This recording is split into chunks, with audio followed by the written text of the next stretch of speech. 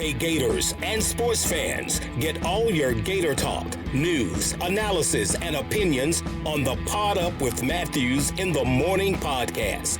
Find us on your favorite podcast platform or watch us on Facebook Live between 8 a.m. and 9 a.m. every weekday. Pod Up, because we are Gator fans. So say, it's great to be a Florida Gator. Good morning and welcome to this Friday edition of Pod Up with Matthews in the Morning. We have a recorded show here for you. I know a lot of people are out enjoying the 4th of July weekend. I hope you have a safe and enjoyable weekend. And today we're going to have our United States Olympic edition with Anthony Nesty, Grant Holloway, and Mouse Holloway. So I hope you sit back, relax, and enjoy talking a little Olympics here with these great Gator athletes. Now we're going to go back to the Titan MR hotline, and we're joined by former Gator All-American, Hall of Famer, now the head coach of the swimming team, Anthony Nesty. Good morning, Anthony. How are you? I'm doing well. Thanks for having me on, Shane. Absolutely. Well, Anthony, let's go back to you as a youngster. You grew up in Suriname. Right. I'm not smart enough to know where that is. Maybe you can. It's South America, and it's the northeast corner, and used to be Dutch Guiana. So. Okay. So did you grow up? I mean, do a lot of people grow up swimming in that area? You can say that, yes, because there's, obviously there's, lots of lakes, lots of, rivers and creeks, and it's pretty hot and humid down there. So you always, to cool off, sometimes you just hop in, obviously into the pool, but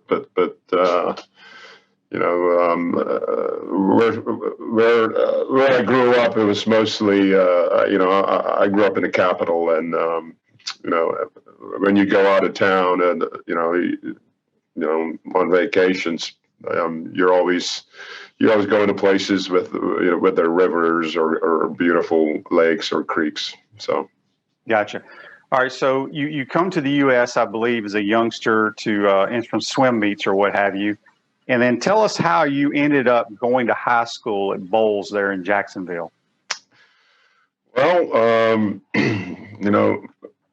I was 16 when I moved to Bowles, to the U.S., and then attended Bowles. My obviously, when I was 14, 15, I was a pretty good swimmer back home, and I was kind of winning all the regional meets in the Caribbean and South America. And my dad wanted me to explore going to the States, because most kids in Suriname, once they graduate high school, they don't stick to the sport any longer, especially swimming, because swimming is so demanding to begin with, and so it's either go to the States and find a good high school with dorms that you can continue your career. But my dad, he back then you had to write letters, right? So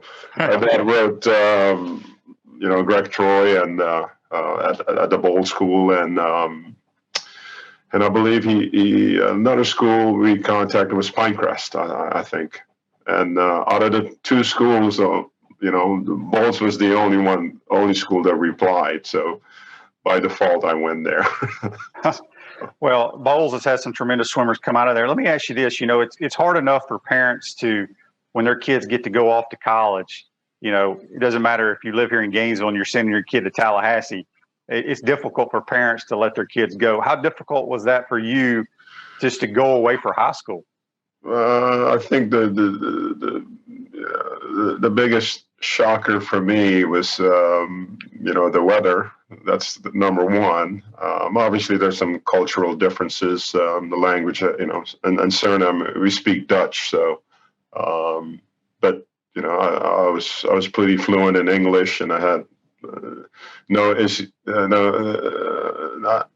I adjusted pretty well and pretty easily. I was always an independent guy, So I didn't have any problems. Obviously, the big concern of any parent is when you send a kid off, to high school, college, is it safe? Are they going to have pretty good people surrounding them, from the coaching staff to the athletes in the program and the student body. But as you well know, Bose is a fantastic school, fantastic in athletics as well. And my parents had no concern at that point, because they knew I was in a good environment. Coach Troy runs a pretty tight ship, so they had no worries about that. So when it got time, once you were done at Bowles, obviously it was almost like a foregone conclusion that you were probably going to come to Florida to swim. Did you have any thoughts of going anywhere else to swim in college? Well, I visited two schools. One was Florida, and the other one was Texas. And I chose Florida because I was kind of used to the Florida way of North Florida way of life, so to speak. Used to the weather, and it was pretty close for my family to visit, because you fly to Miami and then you can hop on another flight to Jacksonville or Gainesville or whichever airport you would like to fly into. But it was a pretty easy decision. And the program was fantastic. So and the thing what really impressed me about Florida, there's just a history as far as the Olympics are concerned, because I think we have the most Olympians than any program in the country, and you're talking medals. We're pretty good as far as getting people swimming at a high level internationally, and of course the Olympics is where it's at for swimming. The Olympics is kind of our Super Bowl, if I can say. Right. We're speaking with Anthony Nesty here. You can follow him on Twitter at Anthony_NestyUF. Speaking of the Olympics, I mean, you win I think it was the first gold medal for your country, and Correct. You beat an American, Matt Biondi. Talk a little bit what it was like being in the Olympics, first of all, and to win a gold medal. I mean, that had to be the ultimate feeling ever.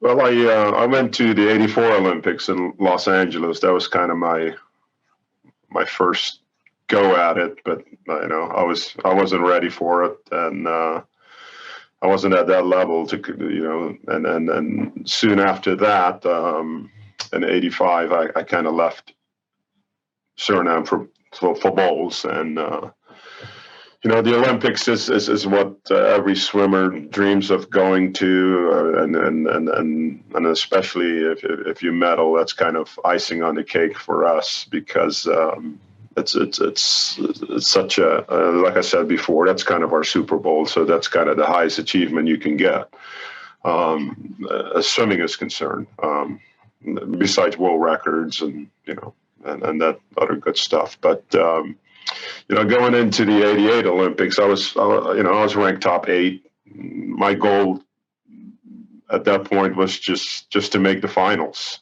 8 make the finals, and I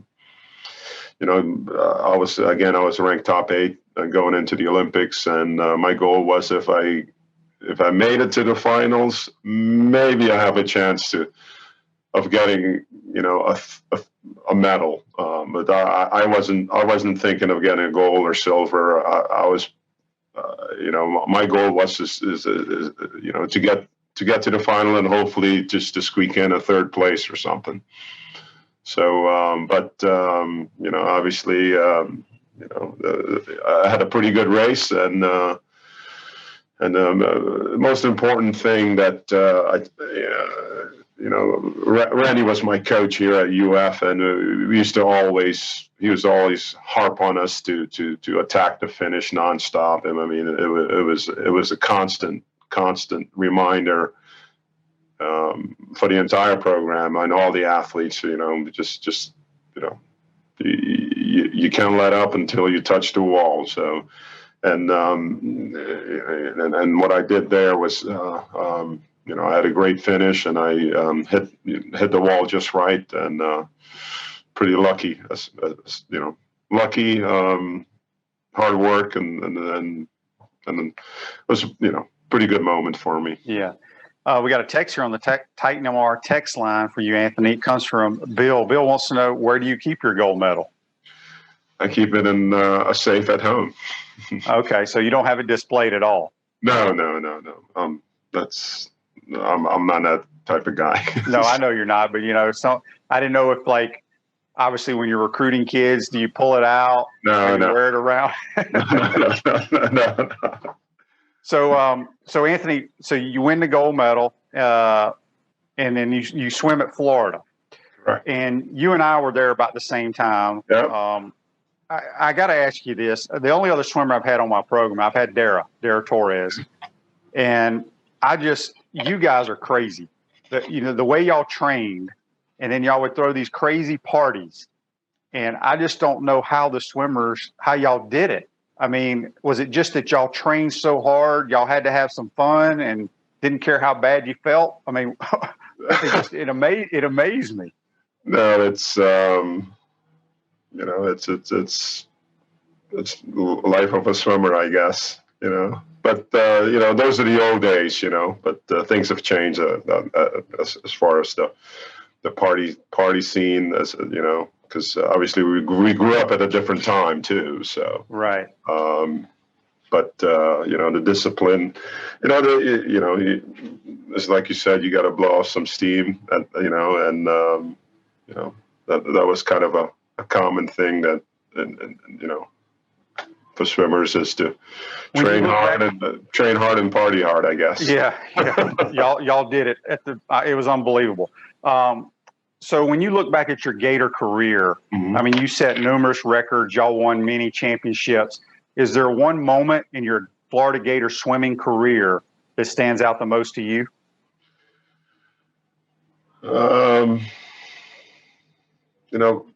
Probably it's either 90 or 91 when because the 100 fly was my best event. And the 200 fly was kind of my second best event, and then on paper I was always slated to win the 100, but not the 200. But I believe in 90 or 91, I won the 200 fly as well, and that's usually people that win the 100 may or may not win the 200. So, I think that NC2A meet stands out the most. But I won both the 100 and 200 fly. Let me ask you this. We're going to get in. I mean, once you left Florida, obviously you coached around different places. Right. Then you come back to the University of Florida. But I want to ask you, when a swimmer comes in, do you know, like, he's a butterfly guy, or he's a freestyle guy? When does a swimmer decide? Because in sports, it's usually, okay, you got to determine if you're going to be a football player, a baseball player, or a basketball player. How does a swimmer determine, okay, I'm going to excel in the backstroke? Well, I mean, it's you look at what they're good at in high school, and obviously they're in swimming, it's all about time, right? So if your time is good to compete in the SEC out of high school, that's what you're going to compete in when you get to college. But the really talented athletes, they can do it all, and we have a couple of guys like that on our team that are very versatile. They're good at many things, but usually when they come out of high school, you kind of know what they're going to compete in college. Gotcha. We got a couple of Facebook Live comments here for Anthony Nesty, head men's swimming coach here at the University of Florida. Francis says, how do you go about recruiting swimmers to come to UF? Our grandson is a swimmer in Charlottesville, Virginia, and has been training. His training schedule is insane, and his goal is to swim at Florida. Well, I mean, we try to recruit good people first and foremost, good students, because obviously Florida's getting, I tell people all the time, Florida's really good athletically, but academically, it's equally as good. So good people, good students, and we like guys in our program that they make the program better. Sometimes it's not always, it doesn't show up on the on the scoreboard all the time, but we have guys here that are high performers. We have guys here that don't perform as well as they should, but they add something to the program. Whether it's making good decisions, keeping guys out of trouble, just being a good being a good team guy, being somebody that's always there for having empathy. That's kind of so we look for good students, good people, and and then sometimes they're also good swimmers. We got another Facebook Live question here brought to you by Meldon Law, where you matter most. Jeff wants to know, Anthony, how do our facilities compare to those of other schools? Well, I mean, our facility, was opened up in 1980, and so that tells you. Yeah, we're a little behind. We're a little behind, no question. But they've done some upgrades to that the last, I think, 5-10 years ago, and they were planning on doing another upgrade to it next year, but obviously with COVID, that's not going to happen anytime soon. But is it the best facility? Probably not, but it's a great training facility because we have both short course, long course, short course meters, water we can have. So from a standpoint of training, it's a great setup. But could it be a better pool? Of course, as coaches. Can you give our listeners kind of a breakdown of just whether it's a daily training schedule, maybe a week, how often the kids are in the pool, and how much the running stadiums and all this other crazy stuff y'all do? Well, we have 9 practices a week. So we go Monday, Tuesday, we go AM and PM. So 2 practices. Yeah. What time is the AM practice? Monday we start at 5. Yeah. We used to be, so Monday we were 5 to 7, 1 to 3. Tuesday they get to sleep in a little bit. We'll 7 to 9, 3 to 5. Wednesday we're 1 to 3. Thursday similar to Tuesday, 7 to 9, 3 to 5. And then Friday we go 5 to 7 again, and then Saturday we go 8:30. So. Yeah, crazy stuff. So I got to ask you this, Anthony. Coaching kids, you've been coaching a long time, being a tremendous swimmer, and I'm just trying to picture, on the football field or on the basketball court or wherever, if you make a mistake, the coach is up in your face, screaming and yelling.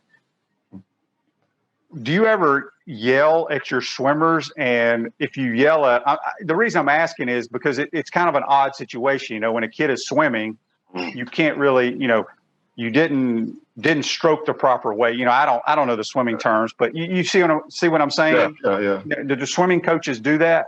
Oh yeah, we do all of that. We yell a lot, we whistle a lot. I'm pretty. I tell people all the time that you get better in practice, right? And I'm pretty intense, pretty passionate in practice, because if you can't do things well in practice, it's not going to show up on game day or meet day for us. Obviously, when they swim, you can't give them feedback, whether it's So, but when they do come to the wall, sometimes you give guys an earful if they're doing something incorrect, or if they're doing something correct. So right. So. I was going to ask you this too, because your sport is so unique.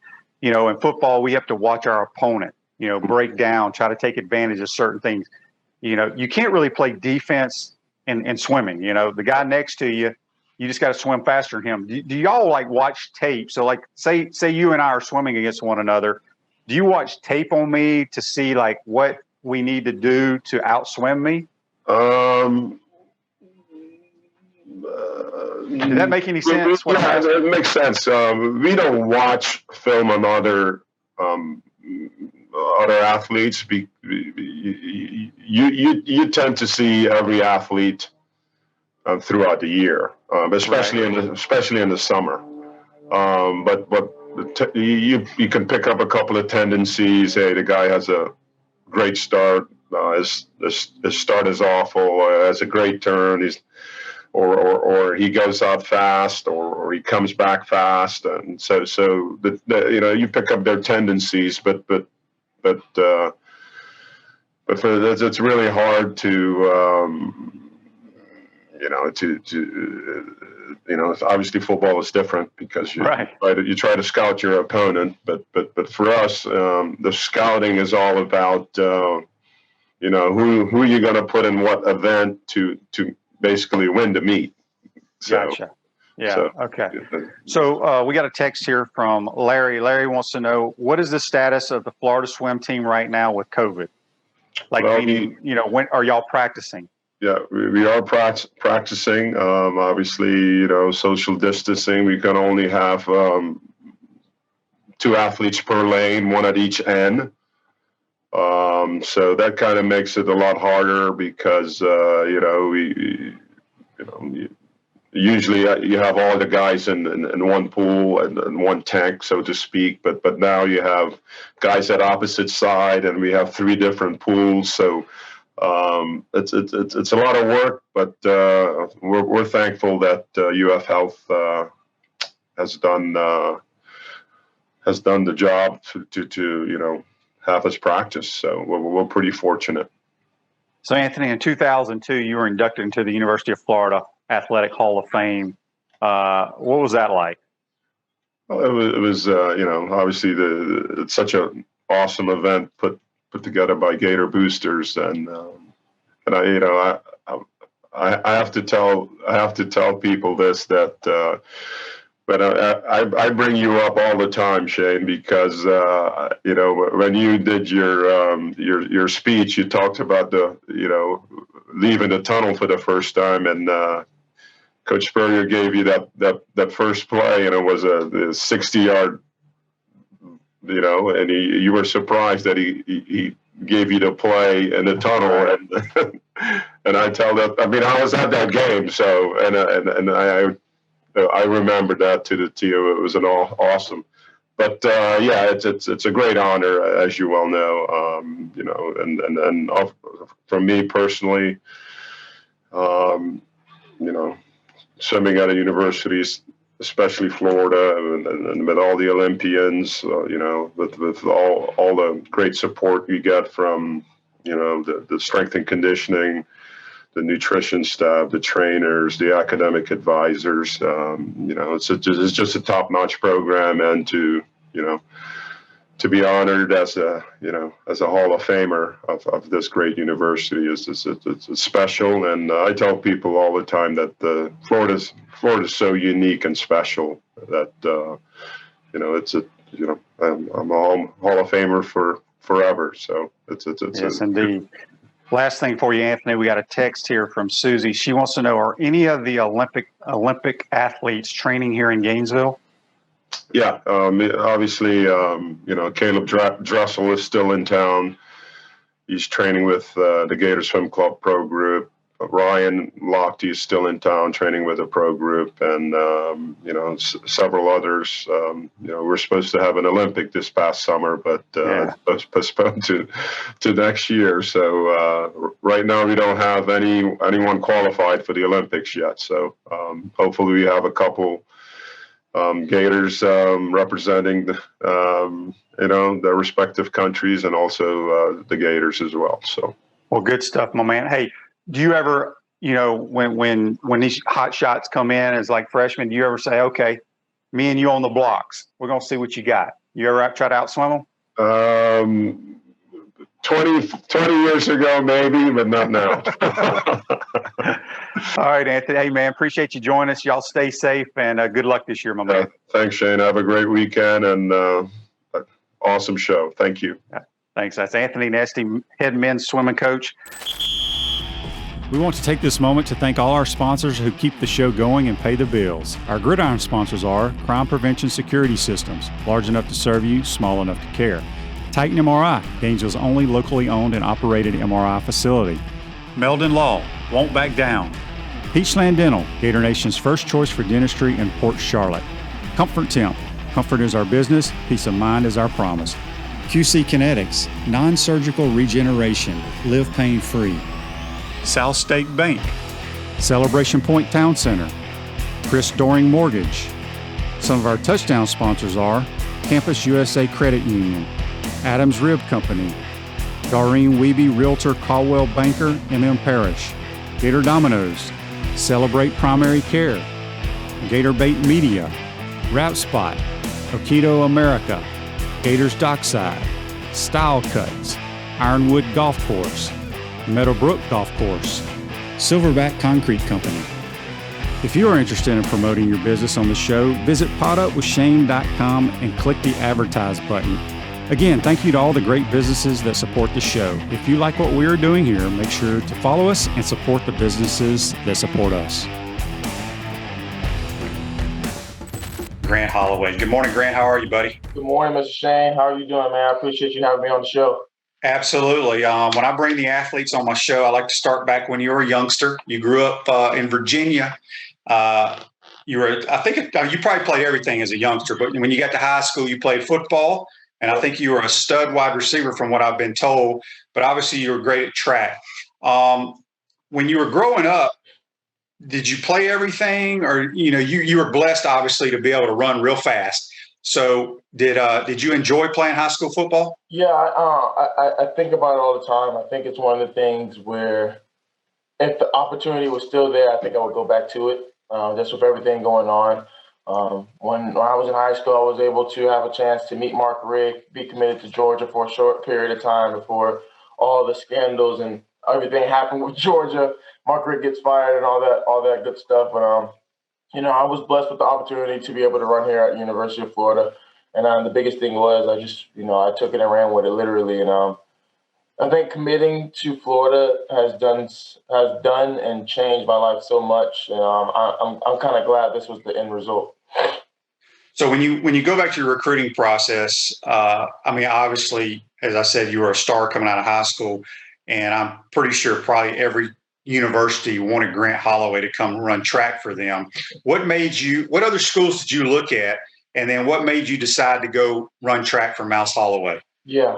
So like you said, I was able to really, if I really wanted to go to Hawaii, I could go to Hawaii. If I really wanted to go to North Dakota, I could go there. But the main thing was it came down to Florida and Georgia, really. I have Virginia Tech in there just because it was so close to home, and one of my great friends is there at the school now. But it really came down to Florida and Georgia, and it came down to a point where I saw myself in about 20 years. I think the biggest thing was I wanted to be an Olympian. So I chose a school that not just puts out Olympians on the track, but you got swimming. You do any other major sport or any other Olympic sport, you'll see Gators surrounding. So that's why I chose Florida. Coach Holloway also told me, I'm not just going to make you one of the best hurlers in the world. I'm going to make you a better man. And I think that's what really resonated with me. And till this day, I'm still growing. I think I'm way more mature than I was yesterday. I think I'm way more mature than I was 4 or 5 years ago when I walked on campus. So it all works out. So I'm trying to imagine you at a track meet in high school. Did you run every damn event there was back? So I did in high school at my state championship. I won the long jump. I won the high jump. I won the 110 hurdles, and I won the 300 hurdles. So that was the most events won ever at a state meet. Yeah, that's what I probably figured. So, you come to the University of Florida. And, I had Coach Holloway on a couple of weeks ago, and we talked about you. He said, if you watch the tape of you playing high school football, you were an unbelievable wide receiver. And you mentioned that you had thought about playing college football. Was there ever did you ever think about playing here as a Gator, or did the coaches ever talk to you? What made you decide not to play?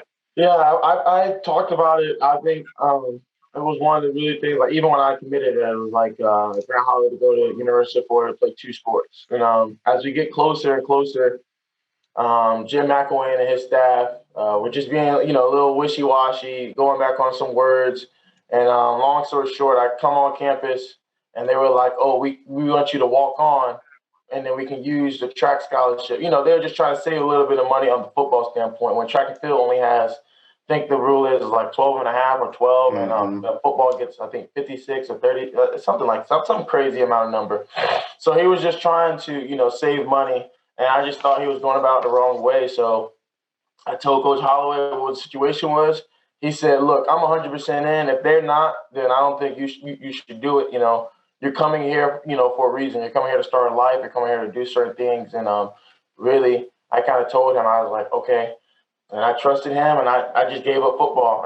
Freshman year, it always sucked because you're supposed to be up there on top of that hill, like looking over the track. But I was always on the bottom of the hill looking up at looking at the football field. So it was tough my freshman year. But as we went on and went on and went on, it got way better. Yeah, it would have been interesting to see you out there. There's no question. And I think you just broke his record. I know you're familiar with the name Ronaldo Nehemiah, who didn't even play college football either, but then, worked out for some teams and ended up getting 3 or 4 years in the NFL. I know you're concentrating on track right now, the Olympics and everything, but does that ever cross your mind down the road? Yeah, all the time. It's weird. It'll be weird to do it, but I know I can. I know if anything, I know I can run in a straight line. So if I gotta go run a go route, I can make that happen. But then at the same time, I know I gotta. If I'm gonna be able to go across that middle and go see, you think of some of the best corners and safeties in the league, and you're gonna have to put some weight on. You're gonna have to be nimble on those feet. But I always think about it. But like I said, I think that right now, like in this time, we're all thinking about the Olympics. If you're not thinking about the Olympics, I think that's one of the things where are you really a true fan? And then you go back and reevaluate everything, and you know what's going to happen. At Chris Doring Mortgage, they do mortgage lending right, helping home buyers throughout Gainesville and North Central Florida. Call Chris Doring Mortgage today at 352-244-0840. We're speaking with track star Grant Holloway here on the Titan More Hotline. Before we talk about the Olympics a little bit, let's go back to your Gator career. Tracks, I don't want to say it's a weird sport, but it's an individual sport, but it's also part of a team. So kind of talk to us a little bit about that. Like, as a team, Grant, you get you do your job in the hurdles, but then the other guys, I don't want to say they fall apart or they have a bad exchange in a relay, get a bad start out of the block, and you don't win that track meet. How is it as being part of a team, but it's also being an individual sport? Yeah, it's a weird, like you said, it's weird. But I was always told by my dad at the end of the day, make sure you get yours. And so, I mean, if the team wins, yes, I'm happy. But at the end of the day, you got to have 4, 5, 6 great individual efforts to make a team effort. So my dad always told me, especially when I got here to college, make sure you get yours, make sure you do what you got to do, make sure you execute at a very high level. Because, if you do what you got to do in the future, it'll become easy. So I really just took the time and really did everything for me. And then if I was able to hold up a trophy in the infield with my team, which I was able to do both SEC and national, I mean, it's one of the best feelings ever. But, just to stand on that podium to say, okay, I did this for myself is always a better feeling. Grant, we got a text here on the Titan More text line. It comes from Tom. Tom wants to know, what was it like and what does Mouse Holloway mean to you? My 3 years here at the University of Florida was priceless. If I was able to go back and do it all over again, Mr. Tom, I definitely think I would. To me, Coach Holloway is not just a coach. He's not just a coach for University of Florida, but he's a life mentor for so many other people. I think even for me, I think it's one of the things where he takes the time to really, make sure you're good as a person before an athlete. And I think that's huge because most coaches are here and they just put you through like it's like a business. All right, you're going to run for 4 years. You're going to make sure you score this amount of points at this meet and this amount of points at that meet. And afterwards, you'll be able just to be done. But really, I think for me, if I have life problems, I'm able to reach out to Coach Holloway. I have, problems with just becoming a better man, being a better, boyfriend to my girlfriend, or being a better husband to my wife soon, I think I can go to him for advice. I think that's the biggest thing. He really takes time to make sure you mature as a person. It doesn't matter how old you are. He always has some type of good advice for you, and I think that's the biggest thing that helps out so many people. Dan says on Facebook Live here, brought to you by Mellon Law, we need to see a lot of Gator chomps in Tokyo. Don't forget to chomp. So I want to ask you this. How much different is it for you running indoors compared to outdoors? In a sense, it's rather easier. Nothing changed in my training. When I train for basically 10 hurdles. I train for the real deal. Indoors, it's just half of the race. So it's 60 meters and it's only 5 hurdles. So for a sense, it's kind of easy, but at the same time, we have bigger fish to fry. We got a text here on the Titanmore text line, and it comes from Wayne. Wayne wants to know, do track athletes talk smack at events?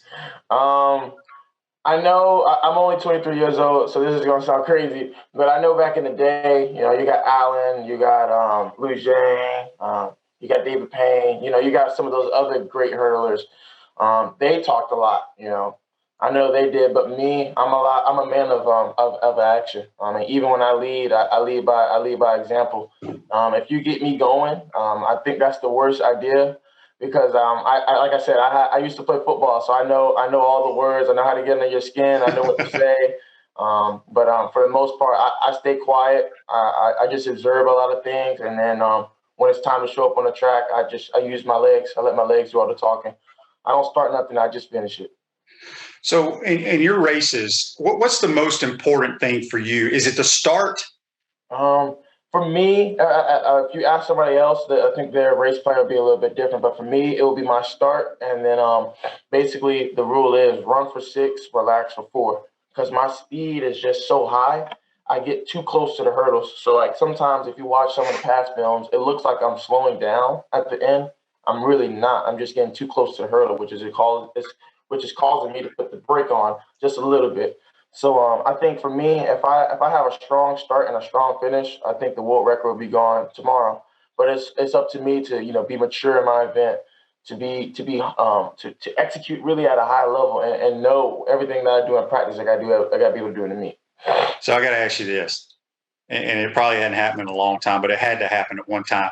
Did Grant Holloway ever get caught up and get tripped trying to go over a hurdle? Absolutely. The rule is, Mr. Shane, you're not a real hurdler until you fall flat on your face. So I fell many times as a kid. I fell a couple times in high school. I hit a couple and lost my balance in college, and then I hit a couple even on my professional career. So the main thing is just staying smooth as butter. It happens to everybody. So give us a brief synopsis of your training schedule. As a former football player, we had a lot of football players that ran track when I was in school. And, I look over at the track and you guys are just running all day, every day. At least at football practice, you may hate going to practice, but at least you're throwing some balls and having some fun stuff. It just seems like running all day long. Yeah.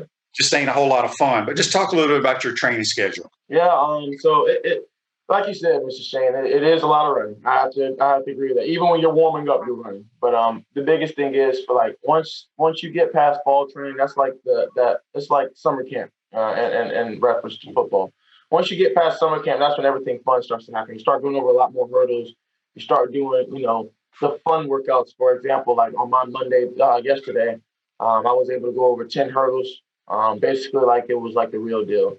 And then on Tuesdays, we have like a little sprint day where you're just working on block starts, working on, that reaction time. Wednesday is kind of like an off day. You just go to the track, talk, stretch, relax. And then Thursday is usually like a big workout, whether that's, replicating what you're going to do in the race, replicating what you're going to do in the game. And then Friday is kind of like a mileage day. We just, like you said, we're running. We're doing 300s, 400s. For all those people who don't know, that's like kind of like half, 3/4 of the track. And then we'll take a quick little break and then we'll do it all again. Sounds terrible. Hey, we just got another text on the Titan Mart text line. It comes from Susie. She wants to know how long it takes you to run a mile. You probably never run a mile, though, do you? No, I probably never ran a mile. If it makes anybody feel better, I can hurdle really fast. I don't know. I never ran a mile, Miss Susie, so I don't want to put no lies out there. So just so people know, usually when you're sprinters, you don't want to, with your fast twitch muscles and all that, you don't want to do long distance, correct? Correct. And it's not vice versa, but it's kind of the same. Like you don't really see a distance runner running next to Usain Bolt. You know, so it's kind of like everybody knows where they belong. A prime example: you don't see a lineman trying to return punts, or you don't see a lineman trying to run routes. So you know that's the good comparison. That's a good point. Okay, so once you graduated, because I want to be educated in this too, and I know a lot of our listeners and viewers aren't familiar with professional track athletes. You know, they're familiar with the NBA guys, the NFL players. They get drafted. So when you decide to go pro, do you sign a contract with Puma, Nike, or somebody like that? And then when you go overseas in the world championships, do you get paid by how you finish, kind of how like the PGA Tour does in golf? Exactly. So when I first came out, it's kind of like a bidding process for all the major shoe brands. So like the major shoe brands, you have Adidas, Nike, Puma, ASIC, Under Armour, and I'm missing one. All right, it doesn't matter. But basically, it's like a bidding system for them. So let's say Mr. Shane comes out, he runs 13.3, 13.2 in the hurdles, and then you got someone named Grant Holloway who came out and he runs 12.98. You know, so they're gonna be like, okay, we can give Mr. Shane X, Y, and Z, and then we can give Grant X, Y, and Z in the third. So it's all a bidding system, and then like afterwards, it is just like the PGA Tour. If you're able to win it, the World Athletics is it's kind of like the NFL or the NBA for track and field. It's called World Athletics. It used to be called the IAAF, but that went away and they just went to World Athletics.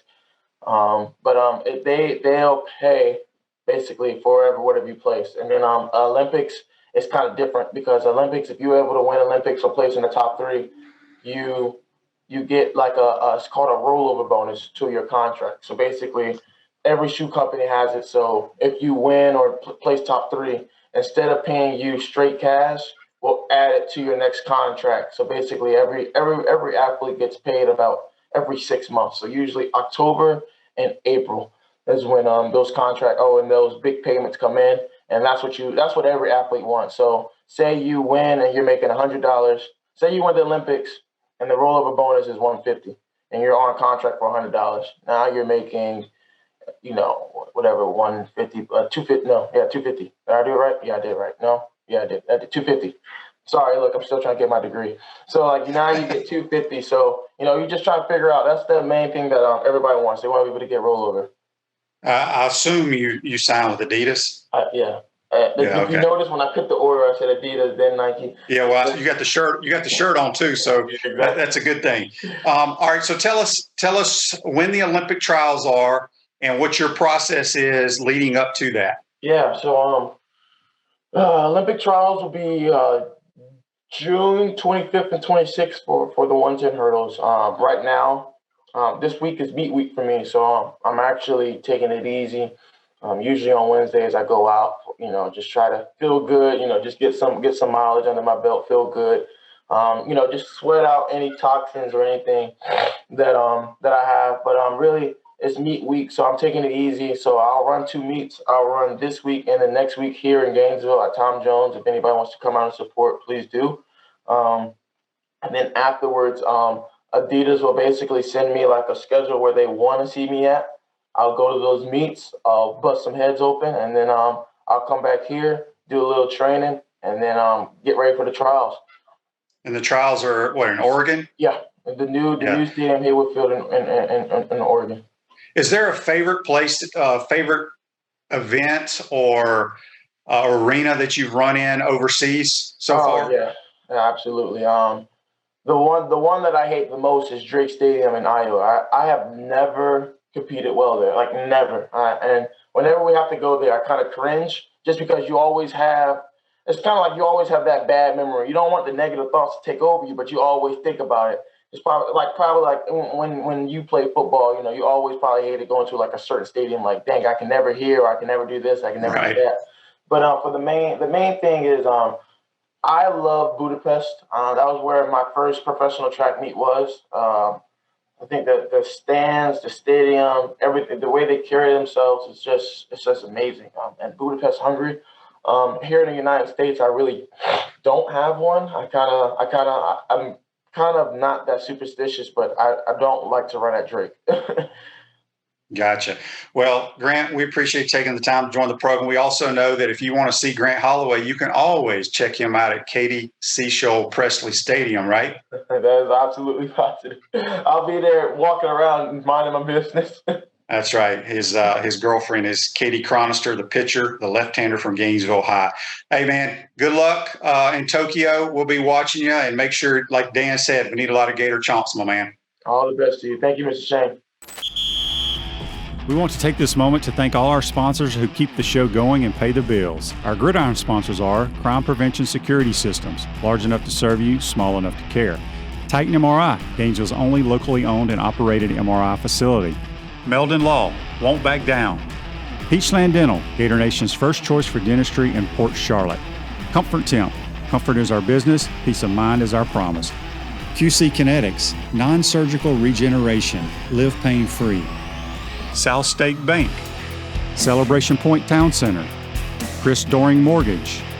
Some of our touchdown sponsors are Big Mills Cheesesteaks, MB Listing, Cornerstone Financial, McDonald's of Gainesville, My IT Masters, Gainesville Neon and Signs, 84 Lumber, Tropical Smoothie Cafe, Chick-fil-A on Archer Road, Avra and Smith, Dowling Signs, Chomp Carter Apparel, Ruse Ogra Agent, State Farm Insurance, Silver Cube Billiards and Sports Bar. If you are interested in promoting your business on the show, visit potupwithshane.com and click the advertise button. Again, thank you to all the great businesses that support the show. If you like what we are doing here, make sure to follow us and support the businesses that support us. We're now going to go back to the Titan MR hotline. We're going to be joined by the head track coach here at the University of Florida, probably the most decorated coach with the most national championships, Mouse Holloway. Good morning, Mouse. How are you? I'm doing great, Shane. How are you this morning? I'm doing great. All right, I want to go back to your younger days. I got to hear the story why you're called Mouse. Tell that story. Wow. That actually started when I was in the 7th grade. I was like 12 or 13 years old. Was actually a very, very small guy. My junior high school track coach, may he rest in peace, Mr. Gene Shellman. Everybody just had to have a nickname. And he couldn't think of one. My friends called me Peanut. He didn't like Peanut. And we were at a track meet once, and he threw me on a relay, and I ran well. And he actually walked up to me, put his hands out, and said, "Way to run, Mouse." And I asked him later, why Mouse? And he said, because I was short, I was really quiet. It looked like I was scooting across the floor, and I ran. So that has stuck with me since 1972. So, yeah. Oh, that's awesome. That's awesome. Mouse, you coached at Buchholz, and then you were an assistant. You took over, I want to say, maybe 2002 as the head coach. Is that the correct year? Yes, sir. Yes. Yeah. So, but now you're coaching both the boys, the men and the women's track teams. Yes. I want to ask you, how difficult is it to coach both? I think it can be difficult if you don't pay attention. I mean, if you have children, dealing with your male child or your female child is different. If you're married, you understand, how you better pay attention to your wife, right? And I think the biggest thing is with the men, you have to be, on top of them because they don't pay as much attention to detail as the women do. And with the women, because they do pay such attention to detail, you better pay attention or they'll make you pay attention. And I think that you have to just coach them and make sure that you find out what their passion is. You find out where they want to go with this, and then kind of trying to find the path to lead them down that path. So I don't find it difficult because I'm a bit of a taskmaster, and I really want to know how great they want to be. And if they'll allow me to get them there, I can get them there. But it can be difficult if you don't pay attention. I think that's the best way to do that. We got a text here on the Titan MR text line. It comes from Larry. Larry wants to know, out of all the national championships that you have won, is there one year or one team that stands out the most in your mind? Larry, you are trying to get me in trouble this morning. I think probably the one that I would point to that was kind of, very satisfying was 2016. I mean, we'd had an incredible run from, 2010 to 2015. We had been outside the top three, and then indoors in 2016, I think we were 7th or 8th, and everybody's like, "Oh, the run's over, they're done." And we went outside, and our conference meet didn't go very well, and came back, had a talk with my staff, had a great talk with my man, Matt Delancey, my strength coach. And I told him, with the team, I said, "If you guys trust me, we're going to win national titles." So we went from being 6th at the outdoor conference meet to a month later we were the national champions. So that's probably the most satisfying one, because everybody had written us off. Talk a little bit about, because I've always been intrigued by this. You have the indoor season and your outdoor season. And honestly, I want you to comment too, because I don't know where y'all practice for indoor now, because it used to be in the O'Connell Center, right? And we never practiced in the O'Connell Center. Like, it was. Oh, you never did, but you could have, right? Because there was a track up top. There was a track upstairs, but with all the events, they're always going in there, and I don't think people understand that the Athletic Association doesn't own the O'Connell Center; the university does. So then, if you wanted to be in the O'Connell Center, like, we would have to rent the O'Connell Center from the university to have meets in there. So it would be, and every now and then, like, if it was like really raining bad, we might be able to sneak in there for a couple of reps or something. But for the most part, we never went in there. We never did. So to answer your question about practicing, we don't. And if you watch us, there's a reason why it's usually after the second or third meet we really start to come alive indoors, because we've gotten used to being inside. Because up until the first time we walk inside for a track meet in January, up to that point, we've been outside every day. So as an athlete, I don't want to say difficult, but how much of an adjustment do you have to make running indoors, because the track is so much smaller? And I feel like when I watch an indoor track meet, it's like you got to really make your turns real quick. Yeah, but it's a big adjustment, especially, for some of the bigger guys. I've got a guy that's 6'7", and another guy that's 6'5", and a couple of 6'2", 6'3" guys on our team. So it's very difficult for them, because it really hinders their stride length. But I think the biggest thing is just you have to find a rhythm. You have to find the right rhythm to have your body to carry you around the track. So again, that's why it takes us a few times on the indoor tracks to get ourselves going. But it's a mental thing. And what I found is, if you look at over the years, we haven't had a lot of kids from the state of Florida that run really well indoors until their junior or senior years, because most of them never seen an indoor track because they live in Florida. The young people that come in here and do real right away usually are the ones who are from up north.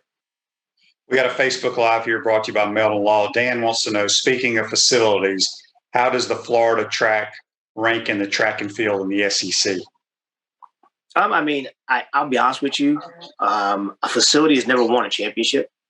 And so I think our facility is fine. I've had this discussion with folks, a couple of years ago when everybody was, getting new stadiums and getting new this. And, there was this talk of we don't need a new track stadium. And I'm good. We host 2 track meets a year. So the stadium is not the deal. Like, I've got a great track facility itself, the track, my throws area, my jumps areas, everything is great there. And that's where the championships are won. And, the facility is great. And so, I'll answer it like this. We were visiting a school back in 2016, walking around the campus, and a good friend of mine was showing some of the great things they have on the campus. I was like, man, this is really nice. It would be nice to have something like this. He looked at me and he goes, "I'll trade you." I'm like, "What do you mean?" He goes, "You can have this. I'll take your national championships." I'm good. I'll keep my championships. So no doubt. The facility's not the deal. And I think that's something that people need to understand.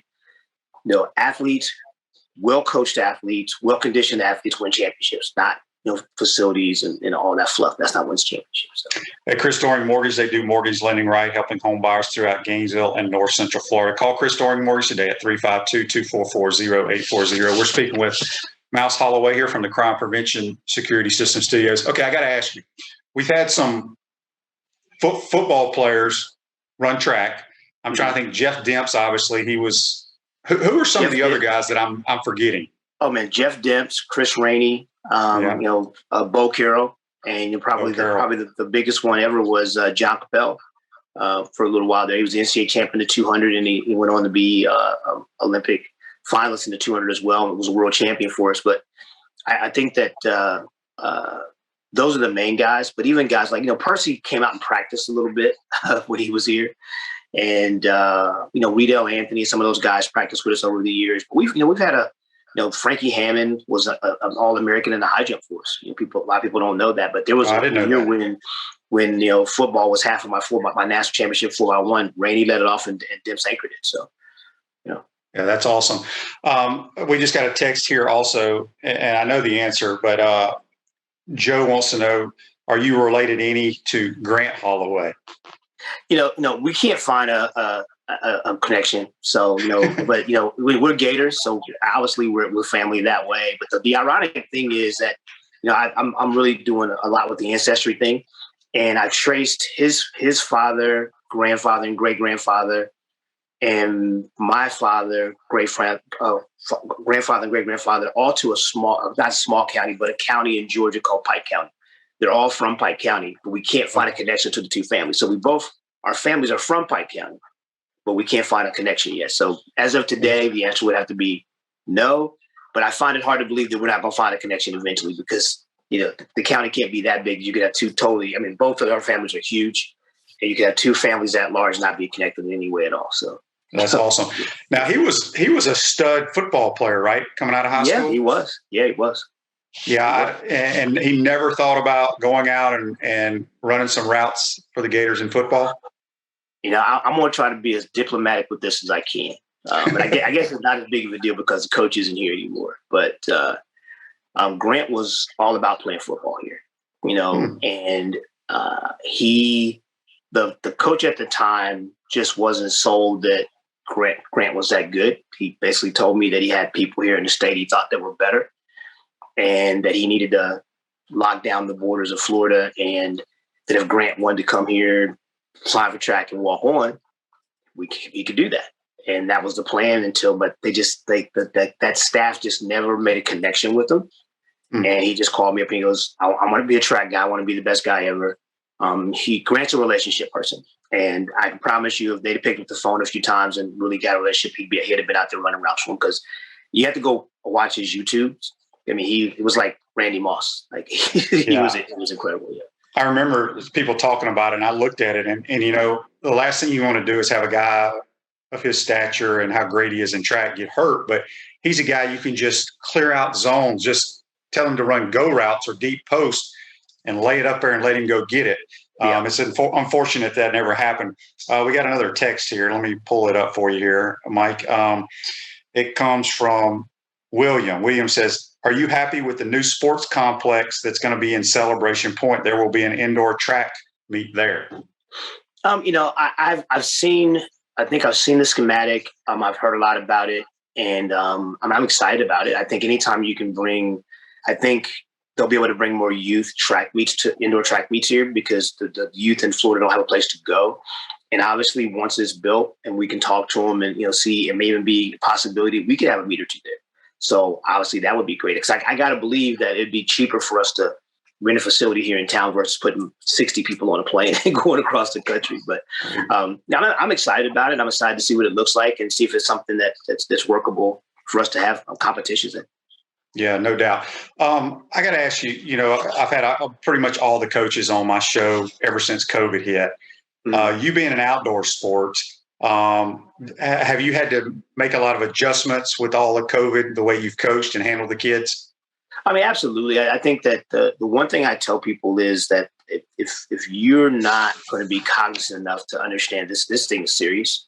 And so even though we're outdoors, we've practiced in smaller groups, we've practiced away from each other, we've done things, our training staff, led by Andy Clark, Yolanda Lawrence, and, Stacey Higgins and our man Duke with men's basketball, they've been phenomenal in helping us get things done and get things done the right way. So it's been a little bit more work for everybody, myself, my assistant coaches, all the staff involved, but you have to make concessions, because if you don't, then the spread starts. And then once it starts, as we've all seen, it's hard to contain. So no, we have made concessions. We ask practice in smaller groups. And, we were just talking about this the other day. We've got things so spread out.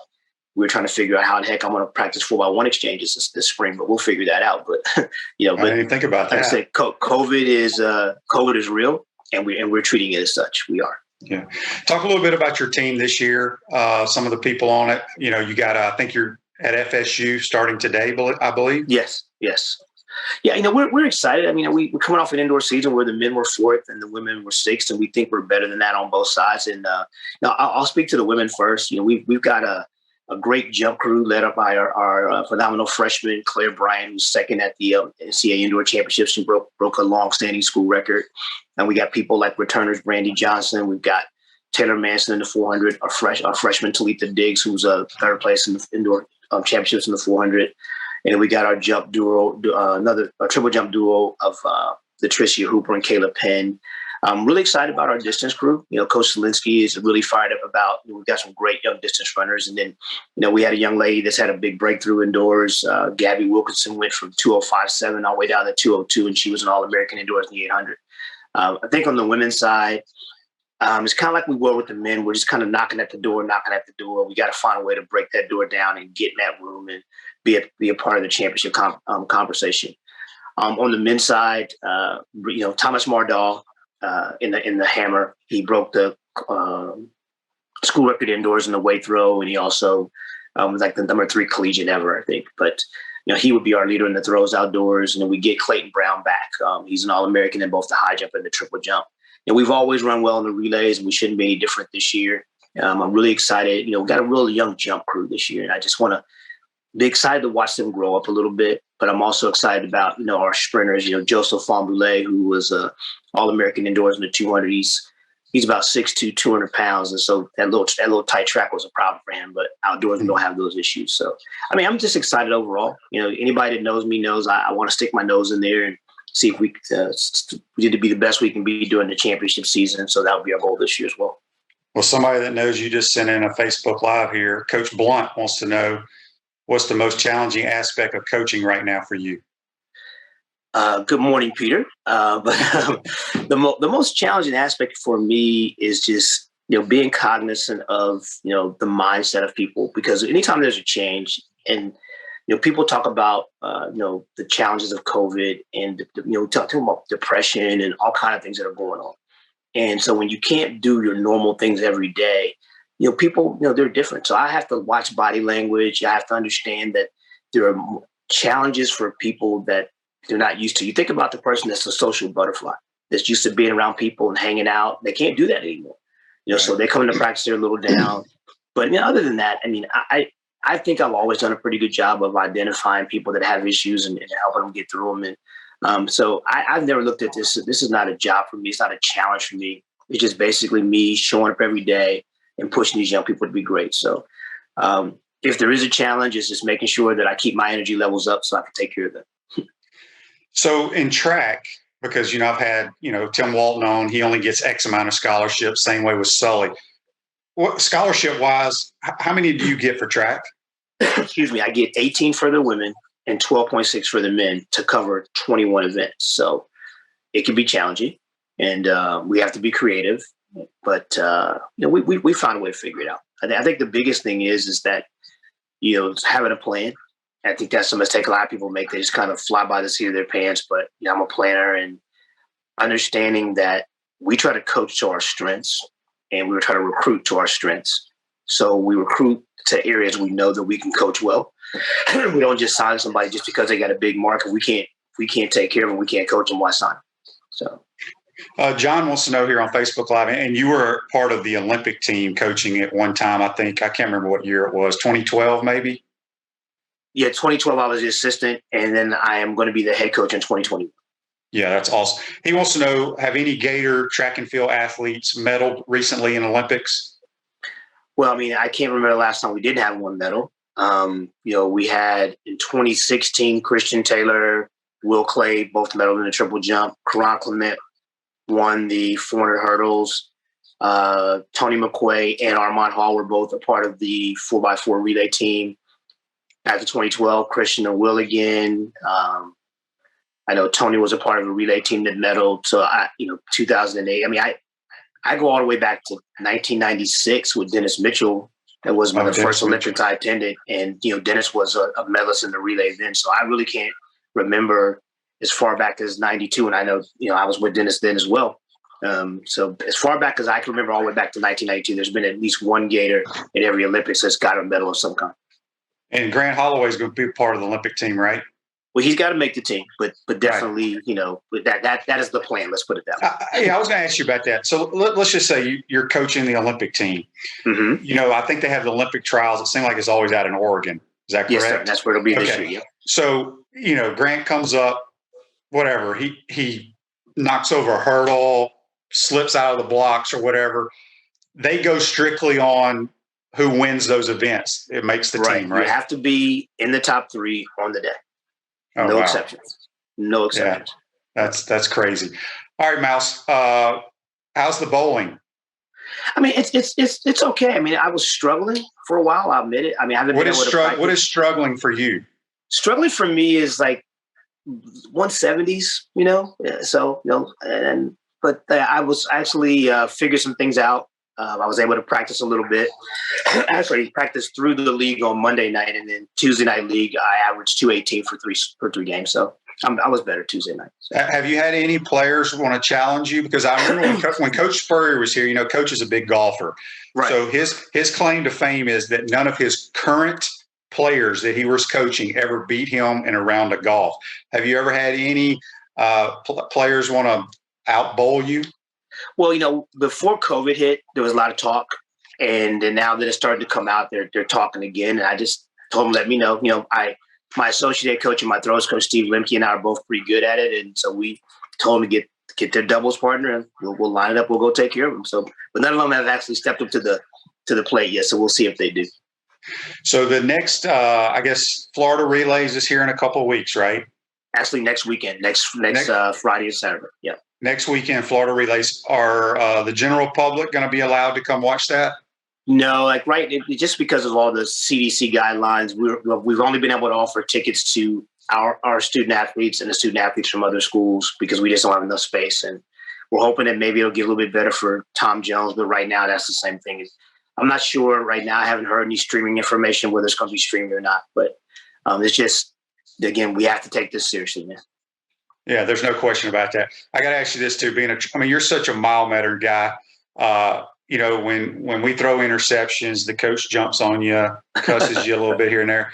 So I got to ask, if you got a bad exchange in the 4x100 relay and it costs you the track meet, does Miles stay composed, or do you kind of get after those guys? I'm going to get after myself, to be honest with you. And all of my athletes will tell you this. The first time they make a mistake, I always say to them, look, that's on me. I got broad shoulders. I got to coach you better. But I guarantee it won't be my fault again. So the first time it's going to be my fault. Now, the second time, that's a whole different ballgame. Because I'm going to come back to practice. We're going to get after it. We're going to figure out how to get it done. But, they're young people. They make mistakes. Now, the only thing that'll get me, really going is a guy or a girl that's just lack of effort. That's just not acceptable. We train hard every day. And I tell people all the time, you see one of my athletes laying around on the track, that's nuts. It's an act. There's no way. There's no way they're ever going to hurt more than me they do in practice. And we don't do that kind of stuff. But, they're human. They're going to make a mistake. But if you make a mistake going full speed, I can deal with that. It's the athlete that just quits on me that gets to be a bad conversation sometimes. Because we talk about respect of the uniform, respect of the gator on your chest. And, that's big around here. No doubt about it. So you got to have like a nice display with all your national championship rings, right? Actually, they're in a box somewhere. My wife knows where it is. I'm not sure exactly where it is, but I'm not that flashy of a guy. Well, I figured you might have them like in your office, so when kids come on recruiting visits or whatever, you can say. They're here at the house someplace. I got you. I do, and Angela does put them out when we have recruiting stuff. But I can't remember the last time I wore one of them. Every now and then, if Scott or when Jeremy was here, they'd ask me to come to a function. I'd wear one just because, the boosters like to see them. But, I was asked once if I knew where my national championship trophies were. And I'm like, I don't care where they are. That's the past. And so the rings are the same way. I'm trying to win the next one, my man. That's awesome. That's awesome. We appreciate you taking the time to join us. Good luck this week at FSU. The rest of the year, we following you, and appreciate you taking the time to join our program, Mouse. Anytime, man. I really appreciate you guys having me on this morning. Absolutely. That's Mouse Holloway. Join us on the Titan Tomorrow Hotline.